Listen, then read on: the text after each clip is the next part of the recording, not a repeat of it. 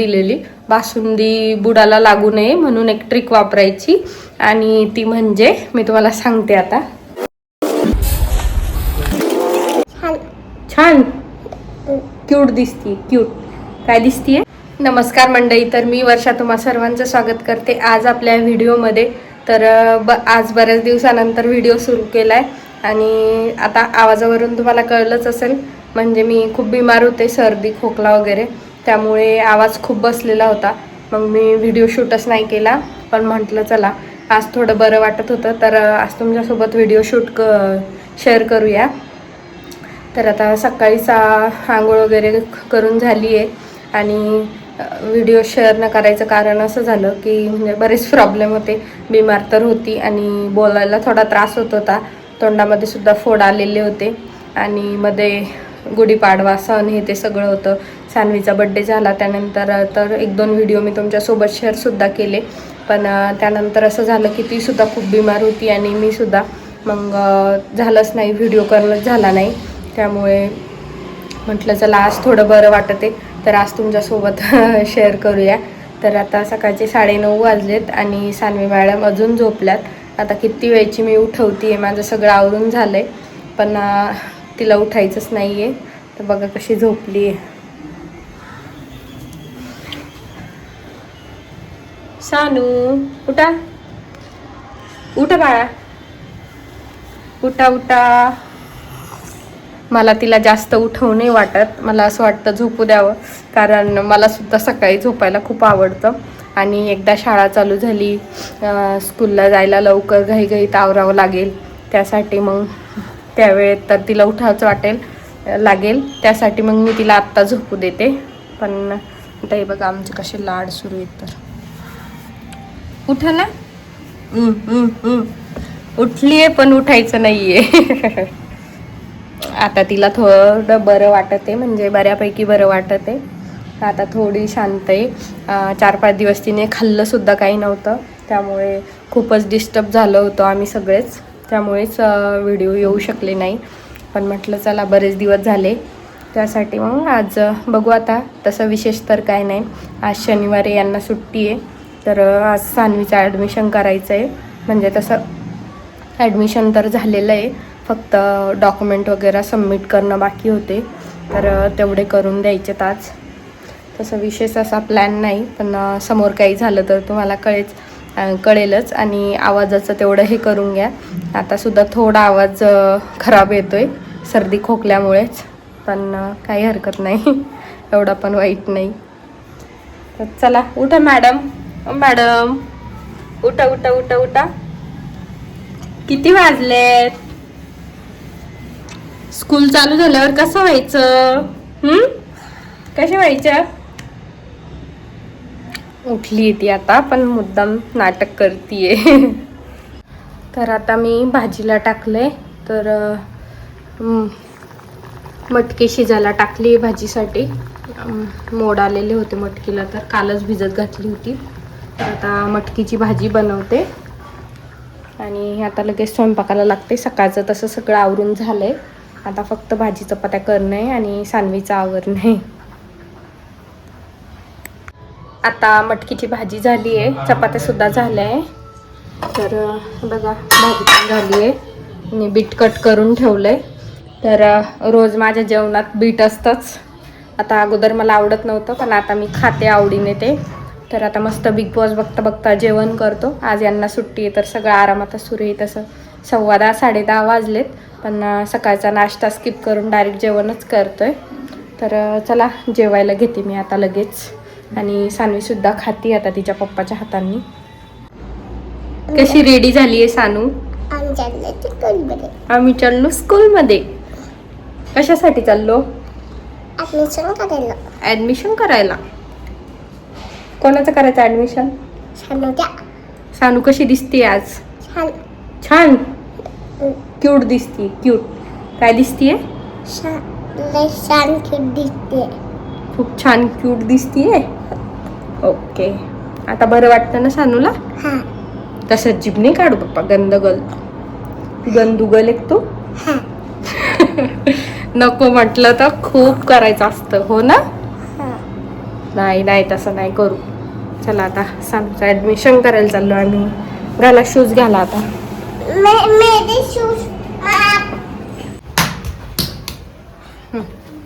बस तिथे घे घालून. मला नाही घालता येत. नाही घालता येत? मी घालून देऊ? ओके. थांब थांब करतो काय.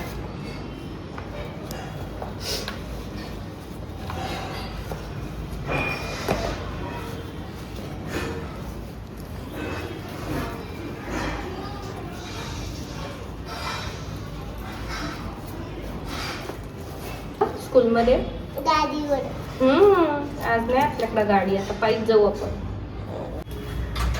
पप्पा जायचं नाही. जायचं नाही पप्पा.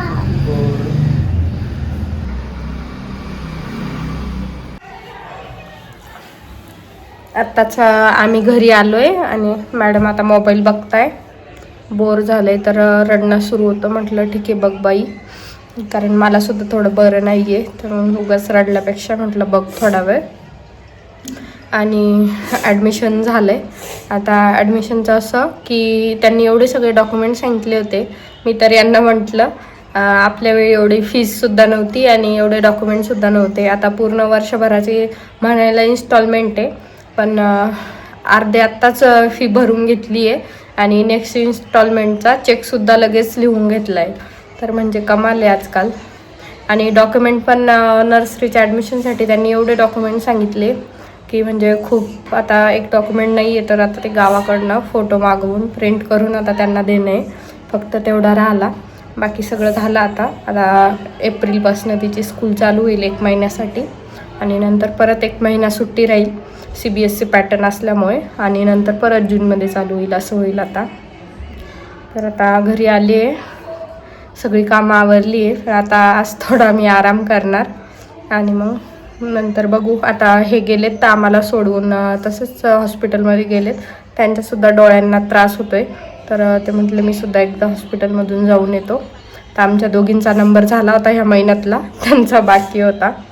आता शेवटी त्यांना ते पूर्ण लॅपटॉप कम्प्युटर स्क्रीनच बघावी लागते दिवसभर, त्यामुळे डोळ्यांना त्रास होतो. तर खूप त्रास होता, त्यासाठी मग ते हॉस्पिटलला गेलेत आता.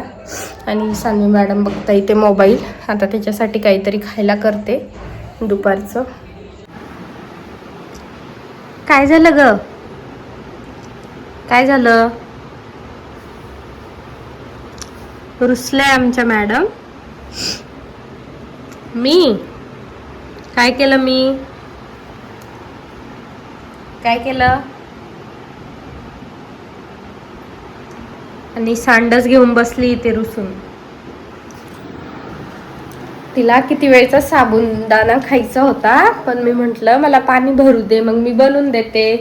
हे काय मी बनवतीच इथे, पण तिला वेळच नाही, तर म्हणून किती वेळ झालाय रुसून बसलीये. ये रडू नको, ये. अरे बापरे.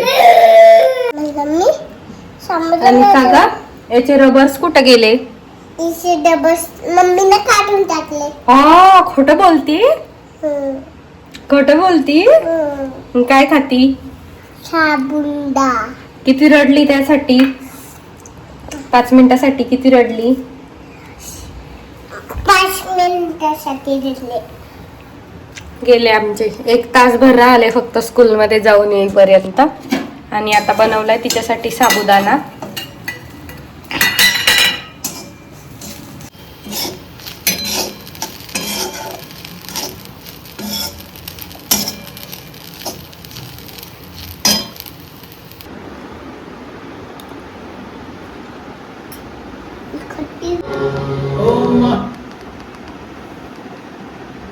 तर आता मी रात्रीच्या स्वयंपाकाला लागली आहे. आता सगळं आवरून घेतलं. दुपारचे काही भांडे सुद्धा पडलेले होते, ते सुद्धा घासून घेतले.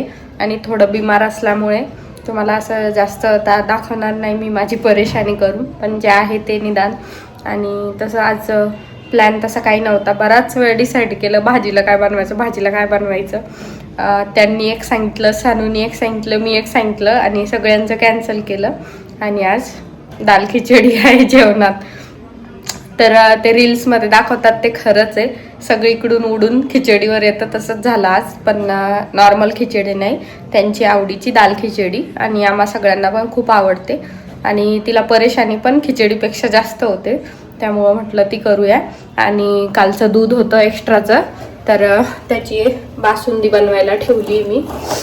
काही नाही, अर्धा लिटरच होतं, पण म्हटलं ठीक आहे शिल्लक तर बासुंदी बनवून घेऊया.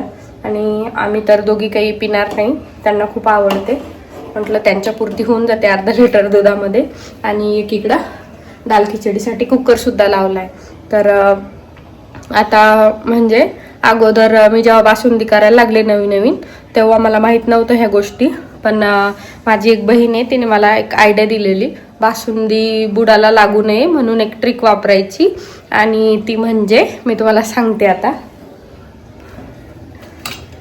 काही पण जड वस्तू आपण त्या भांड्यामध्ये ठेवायचं. आता कोणी कढईत बनवते बासुंदी, कोणी पातेल्यात, कोणी पॅनमध्ये.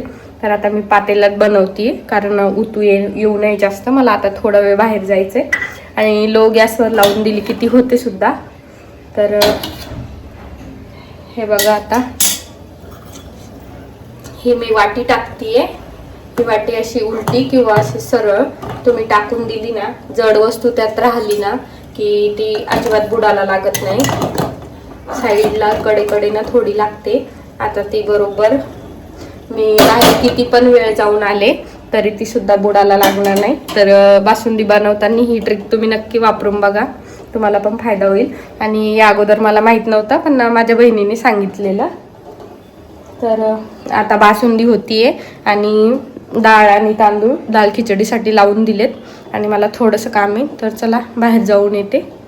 आणि काल त्यांना सांगितलं होतं, पण त्यांनी आणलं नाही. मग आता मीच जाते, वेळ आहे तर, आणि जवळच आहे दुकान.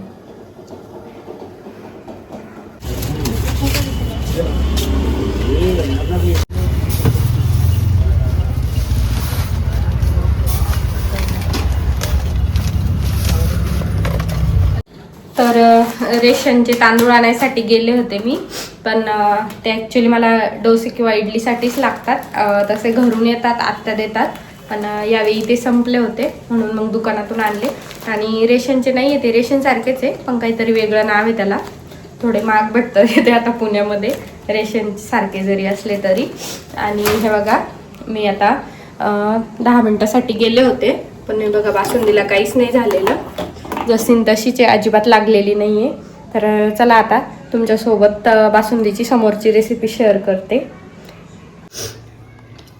तर आता इथे माझ्याकडे जे ड्रायफ्रूट्स आहेत तेवढेच कट करून घेते.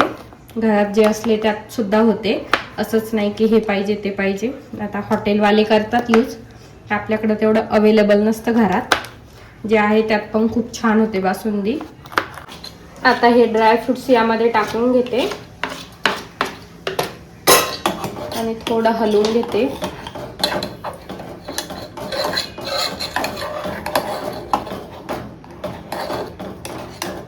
आणि या वाटीमुळे बुडाला अजिबात नाही लागली आहे ती. आणि साखर सुद्धा टाकून घेते. आता मी थोडी एक्स्ट्रा टाकते साखर, कारण यांना खूप गोड आवडतं. तुम्ही तुमच्यानुसार टाकू शकता. बासुंदी रेडी झाली आहे आता, आणि ती होत आली तेव्हा मी त्यातली वाटी सुद्धा काढून घेतली होती. आता एवढी पातळ ठेवायची जेणेकरून नंतर ती थंडी झाल्यावर थोडी घट्ट होते, त्यासाठी मग मी अशीच राहू देणार. आता गॅस ऑफ करणार, आणि बासुंदी रेडी आहे. आणि आज दाल खिचडी मी इंडक्शनवरती बनवतीये.